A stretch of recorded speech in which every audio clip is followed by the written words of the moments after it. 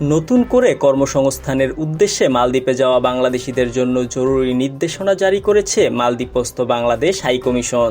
হাইকমিশনের মতে যাচাই বাছাই ছাড়া মালদ্বীপে পাড়ি দিলে প্রতারণা ও বিপদের আশঙ্কা বাড়ছে।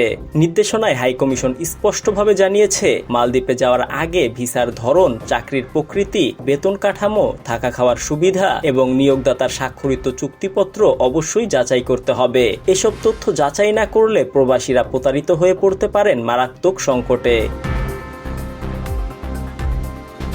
বর্তমানে মালদ্বীপে 1 লাখেরও বেশি প্রবাসী বাংলাদেশি কর্মরত থাকলেও বিশেষ করে নতুন যাওয়া কর্মীদের অবস্থা ভালো নয়। হাইকমিশনের তথ্য মতে উন্মুক্ত ভিসায় যাওয়া ব্যক্তিরা সবচেয়ে বেশি সমস্যায় পড়েছেন। অনেকে পৌঁছানোর পর কাজ পাচ্ছেন না, আবার কেউ কেউ বৈধ মালিকানার অভাবে হচ্ছেন অবৈধ।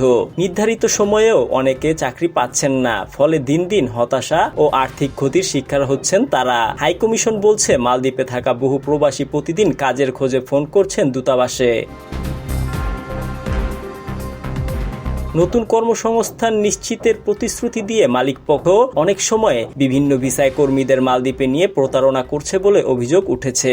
এ ধরনের কার্যক্রম শুধু ব্যক্তিগত ক্ষতির নয়, বরং মালদ্বীপ বাংলাদেশ দ্বিপক্ষীয় সম্পর্কের জন্য ক্ষতিকর।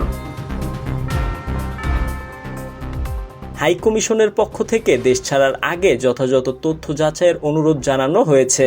একই সঙ্গে মালদ্বীপে বসবাসরত বাংলাদেশিদেরও সতর্কতা ও অভিজ্ঞতা ভাগ করে নেওয়ার আহ্বান জানানো হয়েছে, যেন নতুন আগ্রহীরা সচেতনভাবে সিদ্ধান্ত নিতে পারেন।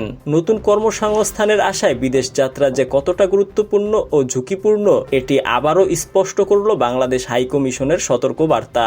অভিবাসন নিয়ে কোনো সিদ্ধান্ত নেওয়ার আগে যথাযথ তথ্য ও প্রতিক্রিয়া অনুসরণ এখন সময়ের দাবি।